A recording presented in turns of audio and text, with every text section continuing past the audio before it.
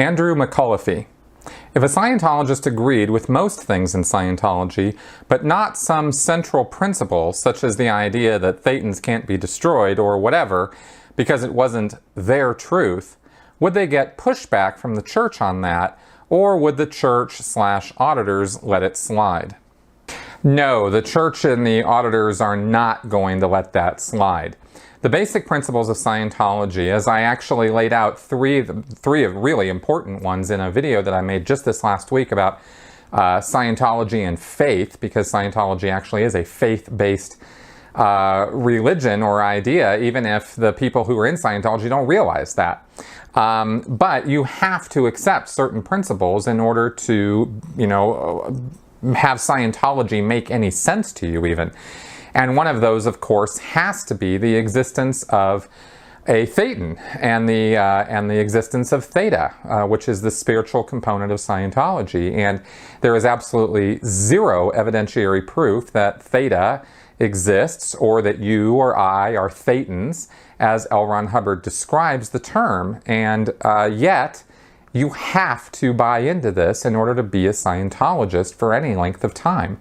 So if you are learning about this in the classroom or in an auditing session and they're talking about Thetans and you're looking up definitions of what a Thetan is and what it's all about, and you go, yeah, no, I really don't know.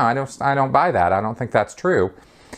There are a lot of steps that are going to be taken in order to try to convince you of this. And for example, the first thing they're going to do is make sure that you understand all the words, not only the word Thetan and the word Theta, but you're going to get grilled and really raked over the coals on all the words in the text that describes what a Thetan is and what Theta is. And you're going to then there, if you clear all the words, right, you look them all up in dictionaries and you use them in sentences and you really get a good grasp on what this thing is saying to you, and you still disagree, you still go, yeah, no, I think that, yeah, sure, maybe man has a spiritual existence, but, he's not immortal. That part's not true. I just don't, and you're actually like upfront about this. And by the way, a lot of Scientologists are not upfront about their disagreements because they know that they're going to end up spending a lot of time doing these things like the word clearing in order to get it cleared up with the person. So it's better to just sort of, I think a lot of Scientologists just sort of turn off the critical thinking machine in their head because it's so much trouble that they have to go through in order to be convinced that everything Hubbard said is true. Following the word clearing, for example, if I was a course room supervisor and I had a student who was saying this to me, the word clearing would have been first. Following that would have been a procedure called false data stripping, which is a whole series of questions that are asked.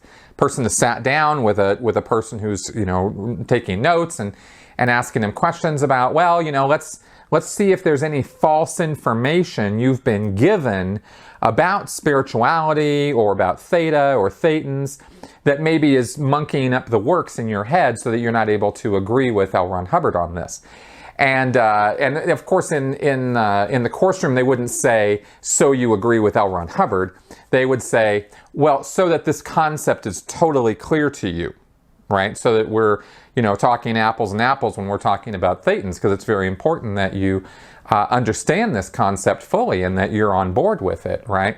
So let's do some false data stripping. And then you would be asked questions like, if the subject that we decided on that was the kind of the source spot for you was spirituality, then you might be asked, in spirituality, is there anything you've run across that never made any sense to you? Right? And you go, well, sure, it never made any sense to me that spirits could exist in dogs or something. I mean, whatever your statement is. And they go, okay, well, have you been given any false data regarding this? And then you have to search around and see if there's something you've been told or educated on that you would now think of as false. And of course, the problem with false data stripping is that it's just 1,000% confirmation bias. Reinforcement, because because of course what you're expected to find as false information is anything that counters what L. Ron Hubbard says. So if you said, yeah, I was given false information by L. Ron Hubbard that spirits live forever, then the guy who's doing the false data stripping on you might say, well, let's take a look around and see if there might be something else that you were told that might be hampering your ability to see that, right? They're not going to accept that answer. That ain't going to fly, right? It's not Hubbard's information that's false, ever. Okay, so that's why I say false data stripping is really just a routine that you go through, sort of this whole mental recall thing that you go through in order to affirm, you know, the bias that Scientology wants to feed you, right? You might also be directed to do demonstrations or clay demonstrations of these concepts, right? Where, again, as a supervisor, I might assign you to sit down at the clay table, and then you're going to get some clay, and you're going to mold it into people and objects and things that are going to demonstrate the concept of a spiritual entity or being living forever, right? And maybe you might show how it goes from one body to the next, from life after life, or something like that to sort of demonstrate the principle of the thing, right? And clay demonstrations are, according to L. Ron Hubbard, are meant to not only clarify material that you're studying, but also to make the material more real to you, make it, like, kind of put it there in clay in the physical, you know, mass, and that way you're more readily, you know, okay, now I kind of get the concept, right? Hubbard said if you can put something in 2 dimensions or 3 dimensions, then you actually get it, you understand it. And if you can't do that, then you probably don't. And I think he probably had a point with that. Now, whether that concept is original to L. Ron Hubbard or not is a whole nother discussion, but that's part of the study procedure in Scientology. So you could get that, and then there are actually even more intense things that could be done that involve auditing procedures. There's lists that they can do on you in an auditing session, like a study green form or a student rehab list, or there's about 3 or 4 different auditing actions that could be done to try to find and eradicate study issues that you're having that you just somehow can't seem to agree with L. Ron Hubbard on this point. There's also something called crashing misunderstood word finding, which is a crashing misunderstood is not just a word you don't understand, but it's of such deep significance and importance to you personally, whatever the word is, it could be anything, that it's crashing you in your entire life because you don't get this word. And that involves hours of punching around and going through your materials and trying to find, you know, some word you don't understand that's like the big daddy misunderstood word, right? It's crashing misunderstood. So there's a whole procedure for that. That's very long and involved.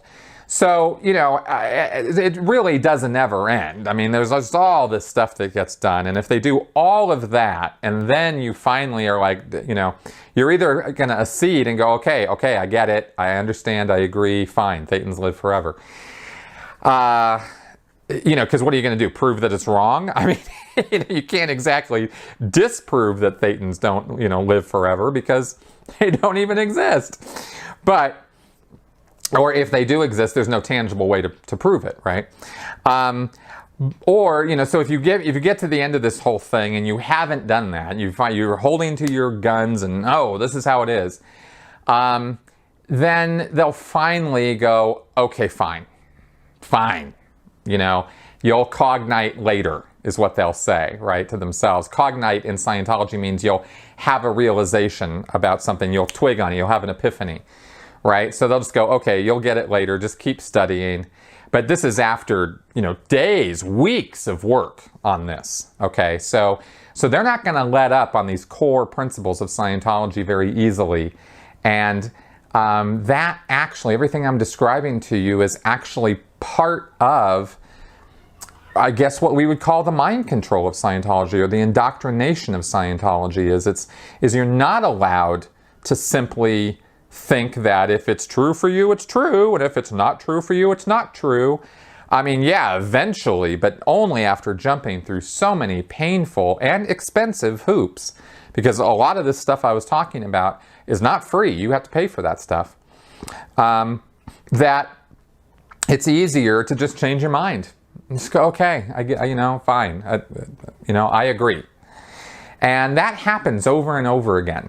in Scientology when you start questioning what is going on, or your understanding of the materials that of Hubbard, right, his lectures and his books. So that's a short rundown on that, and I hope that answers your question.